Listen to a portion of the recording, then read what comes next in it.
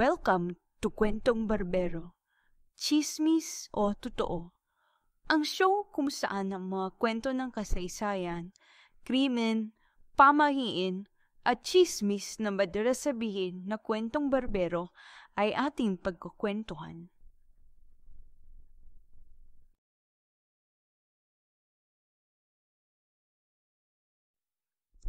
Ako si Marites Historian. Sa ating channel, hindi lang chismis kundi pati mga misteryo ng nakaraan, pamahiin, krimen, at kasaysayan Pilipino ang ating binubusisi. Madalas ang mga ganitong kwento ay sinasabing kwentong barbero dahil sabi nila, gawa-gawa lang daw, puro sabi-sabi. Pero teka lang, di ba't may mga kwento na dating chismis pero kalaunan ay napatunayan totoo? Isang mag-asawang OFW nurse sa Maldives na akala mo ay masayang magkasama sa trabaho pero may iba palang kinagigiliwan sa mister. Chismis lang ba ito o isang kwento ng pag-ibig na nauwi sa krimen? Kilalanin ng mag-asawang Marvin at Mary Grace Vargas, parehong OFW nurse sa Indira Gandhi Memorial Hospital sa Maldives. Tahimik lang ang buhay, simpleng mag-asawa, hanggang sa may pumasok na ibang babae sa eksena. Ayon sa mga ulat, si Halimat Lamha na isang Maldivian nurse ang naging karelasyon ni Marvin. Dito nagsimula ang tensyon.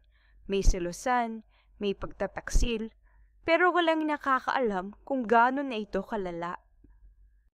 October 19, 2021. Akala ng mga kapitbahay, normal lang ang araw na ito.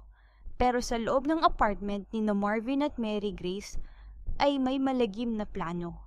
Ayon sa investigasyon, pinatulog muna raw si Mary Grace at saka tinurukan ng gamot. Habang wala ng malay, sinakal at sinabayan pa ng paghampas sa ulo gamit ang matigas na bagay. May ebidensya pa raw na syringe at gamot mula sa ospital ang ginamit. At matapos ang krimen, binalat ng bedsheet ang katawan ni Mary Grace na parang wala lang nangyari. Ang katawan ay natagpuan sa mismong kwarto nila. Tahimik, malamig, at wala ng buhay. Hindi tang tagal, nag-imbestiga ang mga pulis ng Maldives. Sa apartment ni Marvin at Mary Grace, may mga nakita silang medical tools, syringe, gauze, at isang gamot na ipang-sedate. Lahat ito pamilyar sa ospital kung saan sila nagtatrabaho. At ayon naman sa ospital, may mga gamit na nawawala. Hindi lang yun, may chat messages daw si Marvin at si Halamith na tila nagpaplano kung kailan aalis si Mary Grace sa apartment. Huwag kang pumasok! Wait till it's over. Galing yan sa isa sa mga mensahe raw ni Marvin kay Halamith. Hindi lang si Marvin ang nasangkot, pati na rin si Halamith ay kinasuhan din. Ayon sa ulat, nakita siya sa paligid ng apartment sa oras ng krimen. May ebidensya raw na nanlimis siya sa crime scene. Accessory to murder. Uminit ang kaso hindi lang sa Maldives kundi pati sa Pilipinas. Ang pamilya ni Mary Grace halos hindi makapaniwala. Ang mabait, tahimik at masipag na nurse pinatay sa lugar kung saan dapat sila naghahanap ng magandang kinabukasan. Si Marvin ay kinasuhan at posibleng habang buhay na makulong. Si Halamith naman ay nakulong din bilang kasabwat. Sa kasalukuyan, nakakulong pa rin si Marvin Vargas sa Maldives, habang si Halamith Lamha naman ay pansamantalang pinalaya sa ilalim ng conditional release.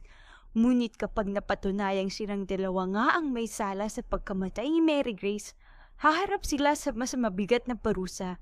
Hindi bababa sa 6 na taon ang pagkakakulong para kay Halamith at hindi naman bababa sa 10 taon para kay Marvin. Kaya ang verdict, ito ay totoo. Ayan mga kamarites, natapos na ang ating kasaysayang kwento.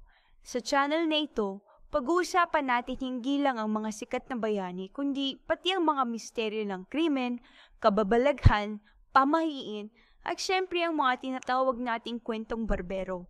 Kung may gusto kayong ipaimbestigang kwento, comment lang. Huwag kalimutang mag-like, share at subscribe. Ako si Marites Historian At ito ang kwentong barbero, chismis o totoo.